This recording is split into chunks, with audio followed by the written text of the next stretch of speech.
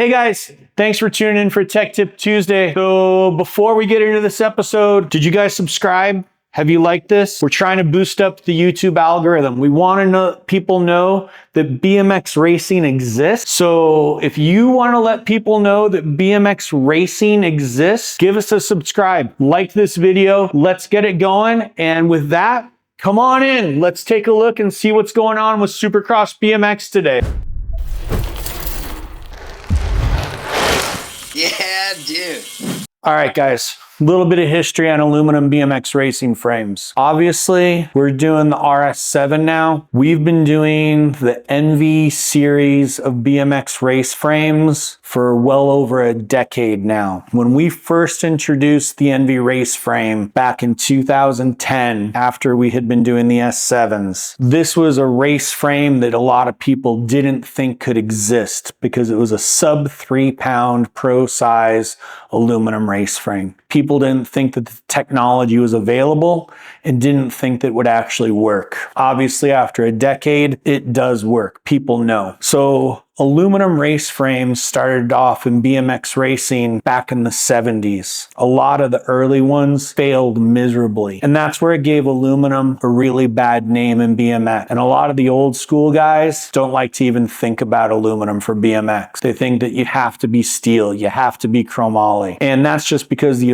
early aluminum BMX race frames failed. We were one of the later ones to jump onto the aluminum race frame bandwagon. We didn't build our first aluminum BMX race frame, the AMX, the aluminum motocross, until 1998. And when we first started building that aluminum race frame, we didn't just do a generic 6061 like most of the other race frames that were on the market. At that time, everybody was doing a 6061, or if they were going overseas, they were doing a 7005, but they weren't doing a 7005 that was heat treated. We started doing 6013 and 6063 and different high ceramic aluminums that we could weld together with the 6061s here in the US. And our welders hated it because the high ceramic just popped and it wasn't the cleanest of welds, but it built a very strong aluminum race frame structure. So that's where when we started moving on to continue to develop the aluminum race frames, and we were doing the G6Es, which were the high ceramic Easton frames that were built out of the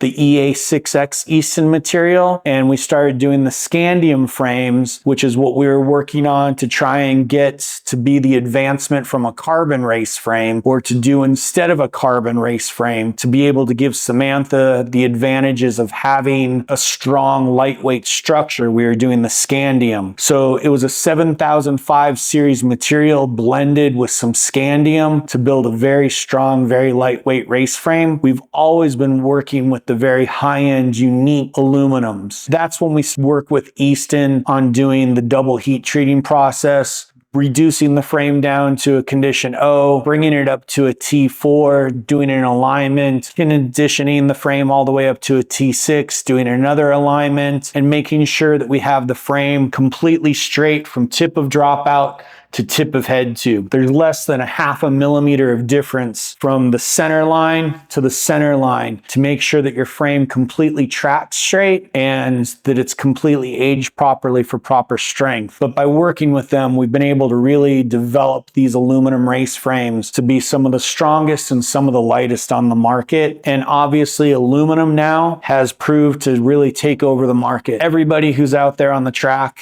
is either on an aluminum or on a carbon, because that's what's proved to be the BMX race frame, where 2 decades ago, 3 decades ago, it wouldn't have ever happened. So technology has really proved to be BMX's friend, and everything is continuing to advance forward. Wait till you see what happens with the carbon fibers. Those are going to be the next advancements. And as we continue to move forward with aluminum, every single tube on this frame has been optimized specifically performance. Everything on this frame is designed to make you go faster, to jump further, to be able to launch faster out of the gate. The custom forged dropouts, the boxed in rear section here, so the stays the way they meet up with the bottom bracket shell, the whole section here completely boxed in to give you the optimal launch to try and get you near carbon fiber performance on an aluminum race frame. These things are ultra light, ultra strong, and that's part of why 15 BMX likes to call these the superhero of aluminum race frame. The Pro size and larger have these tapered head tubes, full Campy integrated, so that way bearings are set in right in the frame, really nice. All your head tube bearing racings are post-weld machined, so that way everything's nice and round. Your bottom bracket shell, it's nice and CNC machined. You have thicker lips on the outer edges, so that way it's nice and reinforced, but the threads are cut, CNC machined after welding, after heat treating, so that your bottom bracket goes in nice and smooth, nice and true. These things are available in a wider range of sizes, from micro mini all the way up to 4XL in 20-inch sizes. We do them in cruisers, mini cruisers, junior cruisers, Pro cruisers, Pro XL cruisers. We even do 26-inch Pro cruisers. Any size that you could be looking for, we have these things available for you. The newer models, internal cable routing, makes your cable routing super clean. Anything and everything you could be looking for in your aluminum race frame. And again, with the 7005 series tubing, it's ultra strong, it's ultra light, it's optimized specifically for BMX racing. So guys, thanks so much for watching today's Tech Tip Tuesday.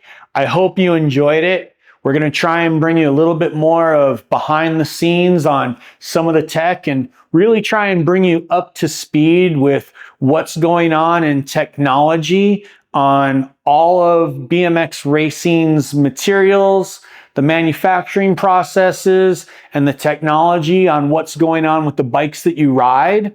So please, if you really enjoy what we're trying to do out here on the channel, go ahead and give us a like, give us a share, give us a comment, drop something down below. Tell us what you'd like to see us talk about in one of the next episodes. Do you want to see the SX250? Do you want to see the Vision F1? What would you like to hear us talk about? Give us a shout, let us know, drop it down in the comments, and we'll see you next time.